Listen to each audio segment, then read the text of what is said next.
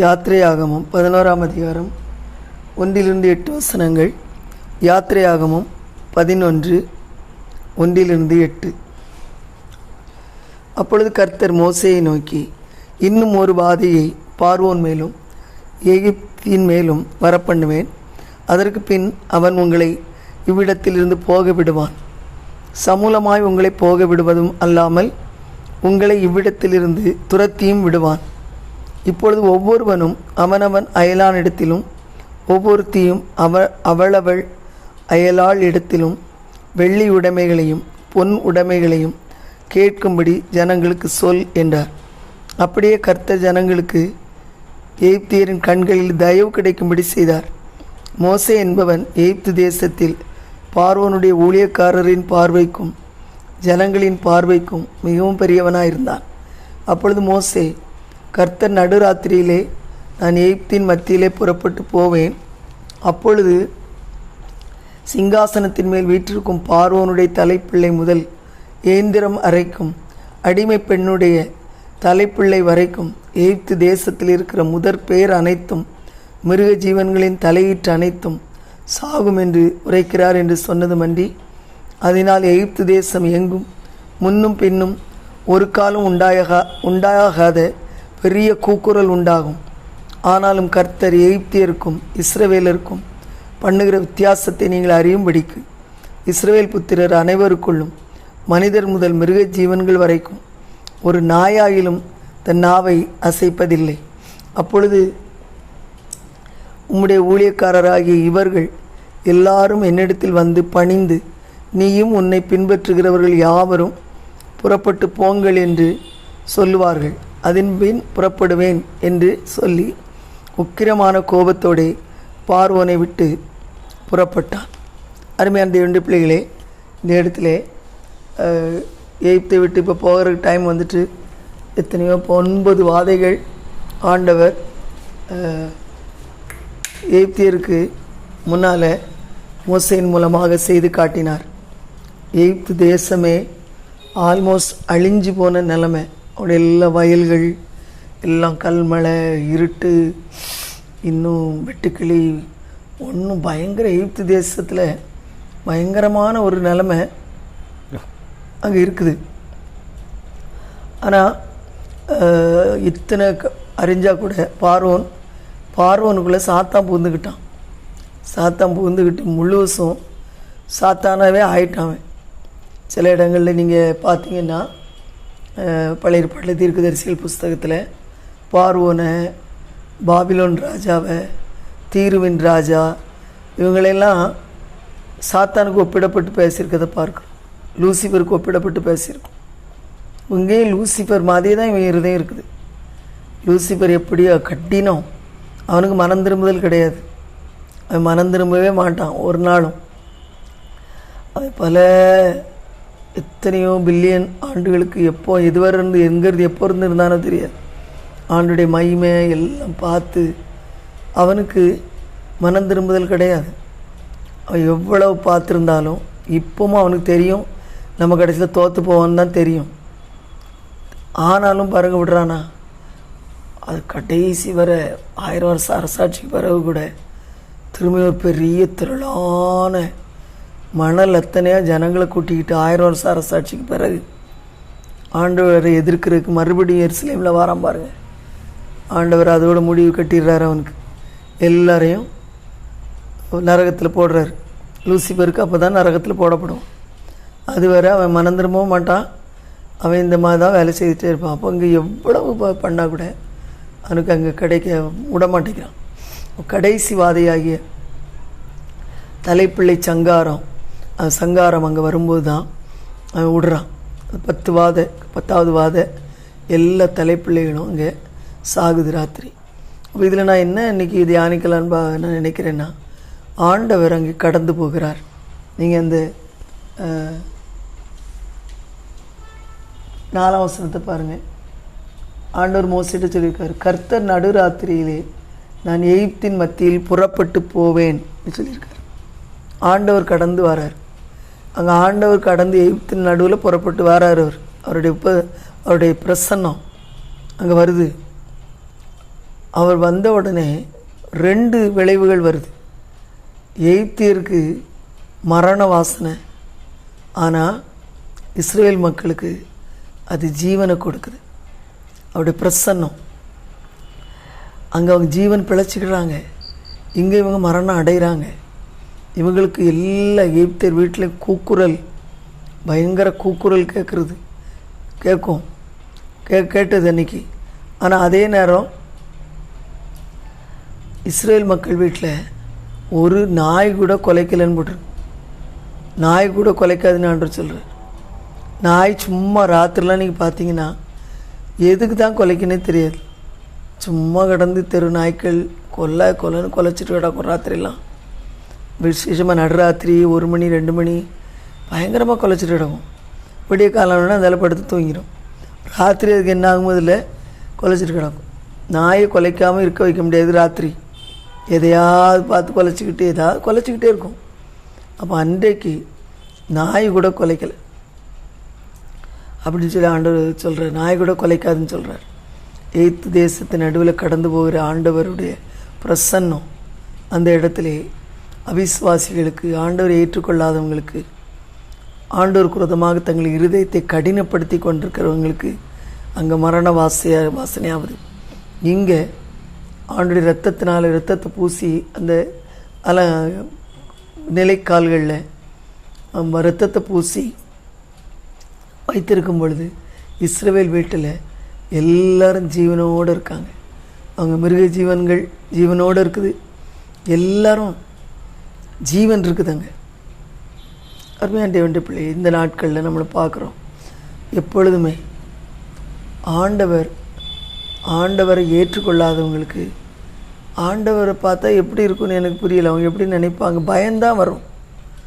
ஆண்டவரை ஏற்றுக்கொள்ளாதவங்க மற்ற மதத்தவர் கூட நீங்கள் பாருங்கள், கடவுளை ஒரு நாள் அவங்க ஒரு அன்புள்ளவராகவோ, ஜீவன் கொடுக்கிறவராகவோ, சமாதானம் கொடுக்கிறவராகவோ அவங்க அதை அவங்க இமேஜினே பண்ண மாட்டாங்க.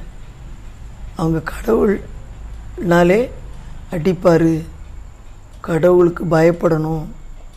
நம்மளும் கடவுளுக்கு பயப்படுறோம் இல்லைன்னு இல்லை. ஆனால் கடவுளுக்கு பயப்படுறது அது அவங்க அடிப்பார். அவர் இஷ்டம்தான் செய்வார். அவர் கடவுளுக்கும் மனிதனுக்கும் ஒரு ரிலேஷன்ஷிப், ஃப்ரெண்ட்ஷிப், ஒரு சகோதரத்துவம், தகப்பன் பிள்ளைங்கிற உறவு, மணவாளன் மணவாட்டிங்கிற உறவு, துணையாளர், பரிசுத்தவானிவர் துணையாளராக இருக்கிறார், தேற்றவாளனாக இருக்கிறார். இந்த உறவு கிறிஸ்தவ மதத்தை தவிர எந்த மதத்திலும் கடவுளோடு உறவுங்கிறது அது ஒரு இடத்துல இருக்காது. கடவுள் நீ செய்த கிரியைகளுக்கு ஏத்தாப்பில் உனக்கு அடிச்சுக்கிட்டே இருப்பார். கடவுள் ஒரு சக்தி. இப்படி தான் நிறைய இதில் இருக்கிறாங்க. கடவுள் தான் டிசைட் பண்ணுவார். நீ எங்கே போனால் நரகத்துக்கு போறியா, மோட்சத்துக்கு போறியா, செத்த பிறகு சாகும்போது கூட தெரியாது. செத்த பிறகு தான் தெரியும். செத்த பிறகு நீ எங்கே போகிறான்னு அவர் நம்ம சொல்லுவார். அப்படி மற்ற மதத்தை அவர் நம்புகிறாங்க. அல்லது அப்படி எல்லாரும் போய் பரமாத்மாவோட இணைஞ்சிருவோன்றாங்க. ஆனால் வேதம் சொல்லுகிறது, கர்த்தர் சொல்கிறார், நமக்கு ஆண்டவர் உடைய பிரசன்னம் நமக்கு அது ஜீவனை கொடுக்குது. ஜீவன், அவர் தான் ஜீவன். அவர் எங்கே இருக்கிறாரோ ஜீவன். அதனால தான் நமக்கு இப்போமே நித்திய ஜீவனம் பெற்று கொண்டு விட்டோம். ஆண்டவர் சொல்லறியா, குமாரனை உடையவன் ஜீவனை உடையவன், குமாரன் இல்லாதவன் ஜீவன் இல்லாதவன். குமாரனை எப்போ நம்ம உடையவர்களாக மாறுறோம்? நம்ம ரட்சிக்கப்படும் போது இயேசு கிறிஸ்து நம்முடைய உள்ளத்தில் ஏற்றுக்கொள்கிறோம். பரிசுத்த ஆவியானவர் மூலமாக திரியேக தெய்வம் நம்முடைய ஆவியில் வாசம் பண்ணுறாங்க. நம்முடைய ஆவி இப்பொழுது இந்த நம்முடைய உடம்பில் இருக்குது. இந்த உடம்பு பரிசுத்த ஆவியானுடைய ஆலயமாக இருக்குதுன்னு போட்டிருக்கு. பரிசுத்த ஆவியானவர் நம்முடைய ஆவிக்குள்ளாக இருக்கிறார். பரிசுத்த ஆவியானவர் மூலமாக திரியேக தெய்வம் நமக்குள்ளே இருக்கிறாங்க. ஆகையால் தான் நமக்கு ஏற்கனவே நித்திய ஜீவன் ஆரம்பிச்சிட்டு நமக்கு அந்த மரணம், 2ஆம் மரணம் கிடையாது. நம்ம இந்த உலகத்தில் முதல் மரணம் உண்டு. அதுவுமே அவனுடைய வருகை வந்துச்சுன்னா, நம்ம உயிரோடு இருக்கும்போது அவனுடைய வருகை வந்துச்சுன்னா அந்த மரணமும் கிடையாது. மரிக்காமலே நாம் மறுரூபம், நம்முடைய தேகம் மறுரூபமாகி நம்ம ஆண்டவரோட மகிமையின் சரீரத்தோடு எப்போவும் அவருடைய சன்னிதானத்தில் நம்ம போயிடும். எவ்வளோ ஒரு அருமையான பாக்கியம் பாருங்கள். நமக்கு எப்போவுமே ஆண்டவருடைய பிரசன்னம், அவர் ஒரு இடத்துல வந்துட்டாருன்னா அந்த இடத்துல ஜீவன் தான் இருக்கும், ஆசீர்வாதம் இருக்கும். ஆண்டவர் வர்ற இடத்துல அப்படியே ஒரு அந்த ஆண்டோடைய பிரசன்னத்தை அனுபவிக்கிறவங்க சொல்கிறாங்க இல்லையா, அப்படியே ஒளி, ஒரு சந்தோஷம், சமாதானம், ஒரு அன்பு, இதெல்லாம் நான் ஏற்கனவே சொல்லியிருக்கேன். இறந்து போய் டனல் வழியாக ஆண்டோடைய பிள்ளைங்க டனல் வழியாக போகிற மாதிரி சிலர் பார்க்குறாங்க. அந்த டனல் வழியாக அப்படியே ஒரு தூரத்தில் உள்ள வெளிச்சத்தை நோக்கி போகிற மாதிரி இருக்குது அவங்களுக்கு. அப்படி போயிட்டு இருக்கும்போதே அந்த பாதையில் போயிட்டு இருக்கும்போதே அந்த டனலில் அவங்க சொல்கிறது, அவங்க அன்பு, சமாதானம், சந்தோஷம், இந்த 3 எமோஷன்ஸும் அப்படியே ஓவர்வெல்மிங்காக இருக்குன்றாங்க.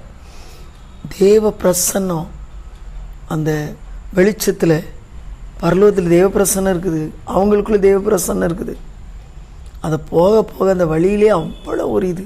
பரலோகத்தில் போய் இயேசு கிறிஸ்துவை தரிசிக்கிறவர்கள் சொல்கிறாங்க, இயேசு கிறிஸ்து பக்கத்தில் வந்து நின்னாலே அப்படி ஒரு அன்பின் தாங்க முடியாத ஒரு அன்பு நம்மளை நிரப்புன்றாங்க.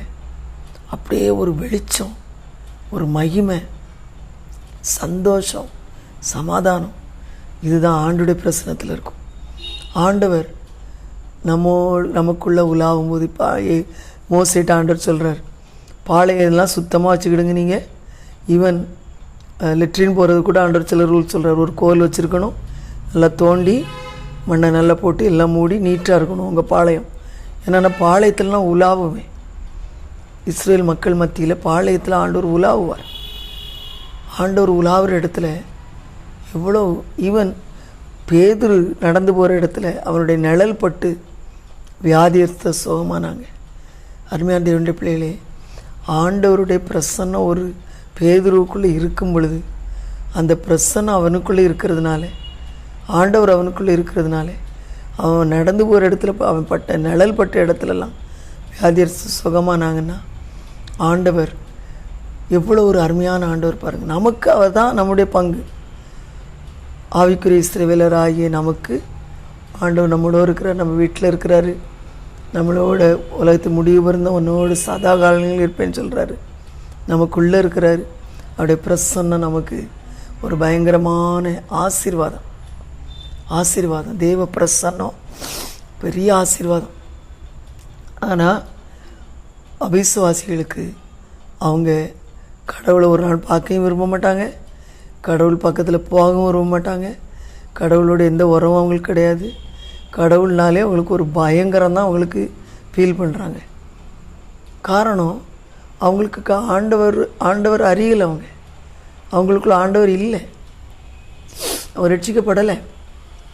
கடைசி இப்படி பயந்தே இருந்து அந்த அந்தகாரத்திலே இருந்து கடைசியில் மரிக்கும்போது நரகத்துக்கு போகிறாங்க. நம்முடைய ஆவி, எல்லாருடைய ஆவியும் பரலோகத்திலிருந்து பிதாவுக்குள்ளேருந்து நமக்கு உள்ள தாயினுடைய கற்பத்தில் அனுப்பப்படுகிறது. ஆண்டவர் அனுப்புகிறார். அந்த ஆவிக்கு தெரியும் அது பரலோகத்திலேருந்து வந்திருக்குது. இவன் நீங்கள் சின்ன குழந்தைங்க, பேபிஸ், அவங்க தொட்டில் நீ தூங்கும்போது 1 வாரம் 2 வாரம் ஆன பேபிஸ்லாம் பார்த்திங்கன்னா தொட்டில் தூங்கும்போது நல்லா சிரிக்குங்க. சிரிப்பெல்லாம் அதுகளுக்கு முதல்ல நீங்கள் நேச்சுரலாக சிரிக்கிறதுக்கு அதுகளுக்கு ஒரு 3 மாதம் ஆகும். நேச்சுரலான சிரிப்புனா என்ன, முகத்தை பார்த்து தாயுடைய முகங்களெல்லாம் ரெகக்னைஸ் பண்ணுறதுக்கு ஒரு 3 மாதம் ஆகும். அந்த 3 மாதத்துக்கு அப்புறம் தான் முகங்களை ரெகக்னைஸ் பண்ணும். தாயுடைய முகத்தை ரெகக்னைஸ் பண்ணும். யார் க்ளோஸாக இருக்காங்களோ அடிக்கடி அந்த குழந்தைய ஹேண்டில் பண்ணுறவங்க, குளிப்பாட்டுறவங்க, அவங்கள அதோடு இருக்கிறவங்க, இப்போ எல்லாம் வந்து பார்க்குறவங்க, தாயுடைய முகம் அதெல்லாம் பார்த்து ஒரு 3 மாதம் பிறகு தான் சிரிக்க ஆரம்பிக்கும். ஆனால் அந்த பிறந்த பேபிஸ் தொட்டில் சும்மா 1 வாரம் 4 நாள் 10 நாள் அந்த மாதிரி பேபிஸை நீங்கள் தொட்டில் பார்த்து நல்லா சிரிச்சுக்கிட்டு இருக்கும் எல்லாம் தூங்கிட்டு இருக்கும்போது. ஏன்னா தேவ தூதர்களுடைய பிரசன்னத்தை அது தெரிஞ்சுக்கிறது. ஏன்னா தேவ பிரசன்னத்துலேருந்து அது வந்திருக்குது. இப்போ தான் அம்மா வயிற்றுக்குள்ளே 9 மாதம் இருந்திருக்குது, வெளியே வந்து ஒரு 10 நாளோ 1 வாரமாக இருக்குது. பரலோகத்தினுடைய அங்கேருந்து வந்த அந்த ஆவி, அதுக்கு அந்த பரலோகத்தில் தேவனுடைய பிரசன்னம் அது வந்திருக்கனால அதுக்கு அந்த அந்த ஏஞ்சல்ஸை பார்த்து அப்படியே செய்து சிரிக்கும். குழந்தைங்க இவையெல்லாம் சொல்லுவாங்க, ஏஞ்சல்ஸ் சிரிப்பு காட்டுறாங்கன்னு சொல்லுவாங்க. சின்ன குழந்தைங்க சிரிக்கும் போது ஏஞ்சல்ஸ் சிரிப்பு காட்டுறாங்கன்னு சொல்லுவாங்க. அதே மாதிரி அவிசுவாசிகளுடைய ஆவி இறந்த உடனே, நான் எத்தனையோ நேர்டத்து எக்ஸ்பீரியன்ஸ் கேட்டிருக்கேன், இறந்த உடனே என்ன ஆகுனா, நான் கேட்ட இதெல்லாம் அவங்க சிலர் இறந்து அவிசுவாசியிலேருந்து நரகத்தை நோக்கி போய் விட்டுருக்கும்போது ஆண்டவரை யாரோ அவங்க ஜெபம் பண்ண ஜபத்தினால, பாட்டியம்மா அம்மா யாரோ பண்ண ஜபத்தினால ஆண்டவர் அவங்களுக்கு மறுபடியும் உயிரை கொடுத்து, ஹார்ட் அட்டாக்லேருந்து பிழைச்சி வந்தவங்க மறுபடியும் ஆண்டவர்களுக்கு ஜீவனை கொடுத்து அந்தப்பட்ட சாட்சிகள் நான் கேட்டிருக்கேன் நிறையா. அதில் அவிசுவாசிகள் ஆண்டவரை ஏற்றுக்கொள்ளாமல் மரிக்கிறவங்க, மரித்த உடனே அவங்களுக்கு உடனே அவங்க பயங்கர ஒரு அந்தகார ப்ரெசன்ஸ், பிசாசுடைய ப்ரெசன்ஸ், தூதருடைய ப்ரெசன்ஸ், அந்த விழுந்து போன தூதர்கள், அசுத்தாவியுடைய ப்ரெசன்ஸ் அவங்க அனுபவிப்பாங்க. எப்படி நான் சொன்னேன்னா, ஆண்டோடைய பிள்ளைங்க அந்த டனலோடி போகும்போது, ஆண்டவருக்கு நோக்கி போகும்போது, பரலோகத்துக்குள்ளே முன்னாலே அன்பு, சமாதானம், சந்தோஷங்கிற 3 எமோஷனையும் அவங்க அதிகமாக அனுபவிப்பாங்க. ஆண்டோடைய பிரசனம். இதுங்க அவிசுவாசிகளாக போகிறவங்க மரித்த உடனே அவங்களுடைய ஆவிக்கு டக்குன்னு பிரிஞ்ச உடனே அந்த ஆவிக்கு அடுத்த செகண்டே தெரிஞ்சிடும். ஏன்னா அது பரலோகத்துலேருந்து வந்திருக்கு, முதல்ல பரலோகத்துலேருந்து அனுப்பப்பட்டிருக்குது இந்த கற்பத்துக்குள்ள, அவங்க அம்மா கற்பத்துக்குள்ள. ஃபுல் வாழ்க்கையிலையும் ஆண்டவரை ஏற்றுக்கொள்ளாமல் மரித்து அந்த ஆவி பிரியும் பொழுது அந்த ஆவிக்கு தெரியும் இயேசு தான் கடவுள். என்ன தான் முஸ்லீமாக இருந்தாலும் சரி, புத்த மதத்தை சேர்ந்தவங்களாக இருந்தாலும் சரி, சீக் மதத்தை சேர்ந்தவர்களாக இருந்தாலும் சரி, இன்னும் எந்த மதமாக இருந்தாலும் சரி, அருமையான தேவனுடைய பிள்ளைகளே, அந்த ஆவி பரலோகத்திலேருந்து நமக்குள்ளே அனுப்பப்பட்டிருக்கப்படினாலே அந்த ஆவிக்கு தெரியும். உயிர் பிரிஞ்ச உடனே அந்த ஆவிக்கு உடனே தெரியும் இயேசு தான் உண்மையான கடவுள். நம்ம அவரை ஏற்றுக்கொள்ளாமல் இருந்துட்டோம், நம்முடைய முடிவு நரகம்தான். ஒருவரும் ஒரு ஆர்கியூமெண்ட்டும் பண்ண மாட்டேங்கிறாங்க. எத்தனை ஆவிகளை பற்றி நான் கேட்டிருக்கேன், அவங்க எத்தனை பேர் சாட்சி சொல்லியிருக்காங்க. உடனே எனக்கு தெரிஞ்சிட்டுன்றாங்க. ஆவி சரீரத்தை விட்டு பிரிந்த உடனே தெரிஞ்சிட்டு, ஐயோ இயேசு தான் கடவுள், நம்ம அவரை ஏற்றுக்கொள்ளலை. எந்த ஆர்கியூமெண்ட்டும் பண்ணாமல் துஷ்டாத்மா இழுத்துட்டு போகும்போது அலறிட்டே அவங்க என்ன செய்கிறாங்க, போயிடுறாங்க. அப்போது தேவ பிரசன்னம் ஒரு பெரிய காரியம். அந்த பிரசன்னத்தை அந்த உலகத்திலே இருக்கும்போது அவரை நம்ம ஏற்றுக்கொள்ளணும். அந்த பிரசனம் நமக்கு ஜீவனையும் சமாதானத்தையும் சந்தோஷத்தையும் சொல்லி முடியாத ஒரு நம்பிக்கையும் எப்போதும் தேவ பிள்ளைகளுக்கு கொடுக்கும். ஆனால் அதே நேரம் தேவ பிரசன்னம் இல்லாமல் தேவனை ஏற்றுக்கொள்ளாதவருடைய வாழ்க்கையில் எப்பொழுது இந்த பார்வோன் மாதிரி சாத்தான் தான் உள்ளே இருப்பான். அவன் இருக்கிற இடத்துல என்ன இருக்குன்னு உங்களுக்கு தெரியும். ஒரு எலி இருக்கிற இடத்துல உங்களுக்கு தெரியும். எலி ஒரு வீட்டுக்குள்ளே கொஞ்சம் ஓடிட்டு கிடக்குனா அதோடைய மூத்திர நாற்றம் அடிக்கும், புழுக்க போட்டுக்கிட்டு இருக்கும், வெட்டி போட்டுக்கிட்டு இருக்கும், எல்லாத்தையும் கடித்து போட்டுக்கிட்டு இருக்கும். ஒரு எலியுடைய ப்ரெசன்ஸு ஒரு வீட்டில் இருக்கும்போது தெரிஞ்சுப்போம். எல்லாம் கடித்து வைக்கும். இங்கே சப்ஜி வெளியே இருந்தால் கடிக்கும், துணிகளை கடிக்கும், ஒயரை கடிக்கும். ஒரு எலியுடைய ப்ரெசன்ஸ் நம்ம பார்க்காட்ட கூட நமக்கு தெரிஞ்சிடும் அது இருக்குதுன்னு. அப்போ ஒரு எலியுடைய ப்ரெசன்ஸ் அப்படி இருந்துச்சுன்னா, சாத்தான் அந்த காலத்தில் விசுவாசிகளை வாழ்கிறவங்கள உள்ளத்துக்குள்ளே சாத்தான் இருக்கிறான். அந்த சாத்தான் இருக்கிற இடத்துல எப்படி இருக்கும் பாருங்கள். பயங்கரமான மரணத்தின் அதிபதி அவன். மரணம், ஒரு துக்கம், மரணத்தினுடைய ஃபீலிங், துக்கம், தனிமை உணர்வு, சந்தோஷம் இருக்குது, சமாதானம் இல்லாத துன்மார்க்கு இருக்குது, சமாதானம் இல்லைன்னு தேவன் சொல்கிறாருன்னு போட்டிருக்கு. கடல் கொந்தளிக்கிறது போல் துன்மார்க்கருடைய கடல் கொந்தளித்து அந்த அலைகள் அழுக்குகளுக்கெல்லாம் வெளியே தள்ளுற மாதிரி துன்மார்க்குடைய இருதயம் எப்போதும் அலமோதிக்கிட்டு தான் இருக்கும். இதற்காக காரணம் அவங்க ஆண்டோட ஏற்றுக்கொள்ளலை. ஆண்டோடைய பிரசன்னம் ஒரே எகிப்து தேசத்தில் ஒரே தேவன் தான் கடந்து போகிறார். ஆனால் இஸ்ரவேலருக்கு அது அவருடைய பிரசன்னம் ஜீவனை கொண்டு வருது. அதே நேரம் மற்றவங்களுக்கு சாத்தான் யார் யாருடைய இருதயத்தில் இருக்கிறானோ பார்வோன் மாதிரி அவங்களுக்கு ஆண்டவர் ஒரு பயங்கரமாக இருப்பார். ஏன்னா அவங்க ஆண்டவரை ஃபேஸ் பண்ணுறது எப்போ ஃபேஸ் பண்ணுவாங்க, அவங்க நியாய சிங்காசனத்தில் ஃபேஸ் பண்ணுவாங்க. 1000 வருஷம் அரசாட்சிக்கு அப்புறம் துன்மார்க்கருடைய எல்லா ஆவிகளும் எழும்பும். அப்போ நியாய சிங்காசனத்தில், வெள்ளை சிங்காசன நியாய தீர்ப்பில் ஒருவருக்கும் அங்கே மன்னிப்பு கிடையாது. எல்லாருக்கும் என்னென்ன பிளேஸுக்கு போகணும், நரகத்துக்கு. இப்படி நமக்கு இயேசு கிறிஸ்துடைய பேமா சீட்டில் நமக்கு எல்லாம் நமக்கு என்னென்ன ரிவார்டு கிடைக்கும்னு விசுவாசிக்க சொல்லப்படுதோ தீர்மானிக்கப்படுகிறதோ, அதுபோல் வெள்ளை சிங்காசன நியாயத்தீர்ப்பில் துன்மார்க்கர் அந்த தேவ பிரசன்னத்தில் ஓடுவாங்க, விலகி ஓடி அப்படியே நரகத்துக்குள்ளே போய் விழுவாங்க. அருமையான தேவன், தேவ பிரசன்னத்தை அனுபவிப்போம், அப்படி பிரசன்னத்தை வாஞ்சிப்போம், அவரோட உறவாடுவோம். அவர் நம்முடைய வீட்டில் உலாவுறதுக்கு, நம்ம வீட்டில் அவருக்கு பிரியமில்லாத காரியங்களை அகற்றுவோம். நம்முடைய லைஃப்பில் அவர் முழுவதுமாக நம்ம ஆட்கொள்வதற்கு, அவருடைய பிரசன்னத்தை நம்ம உணர்வதற்கு, நம்முடைய வாழ்க்கையில் இருக்கிற என்னெல்லாம் தேவையில்லாத காரியங்கள், ஆண்டவர் அருவருக்கிற காரியங்களை நம்ம விட்டு அகற்றுவோம். கர்த்தர் கண்டிப்பாக அவருடைய பிரசன்னத்தை நம்ம அனுபவிக்கும் பொழுது என்னதான் துக்கம் இருந்தாலும், என்னதான் கஷ்டம் இருந்தாலும், சீசர்கள்ட்ட ஆண்டவர் வந்து சொல்கிறார், உயிர்த்தெழுந்த உடனே அவங்க அப்படி கலங்கி தவித்து மரண பயத்தில் இருக்கிறாங்க. எப்போ ரோமன் சோல்ஜர்ஸ் வந்து கதவை தட்டுவாங்க, நம்மளையும் கொன்று போடுவாங்கன்னு சொல்லி. அப்படி இருக்கும்போது ஆண்டவர் 3வது நாள்லேயும் உயிர்த்தெழுந்த உடனே வந்து உங்களுக்கு சமாதானம்னு சொல்கிறார். சீஷர்கள் கர்த்தரை கேட்டு சந்தோஷப்பட்டார்கள் போட்டு சந்தோஷம் சமாதானம் அந்த இடத்துல வருது. ஆண்டோடைய பிரசன்னம் வர்ற இடத்துல சந்தோஷம், சமாதானம், விடுதலை, ஹோப் எல்லாம் இருக்கும். கர்த்தர் இந்த வார்த்தைகள் மூலமாக அவங்களை ஆசீர்வதிப்பாராக. ஆமென்.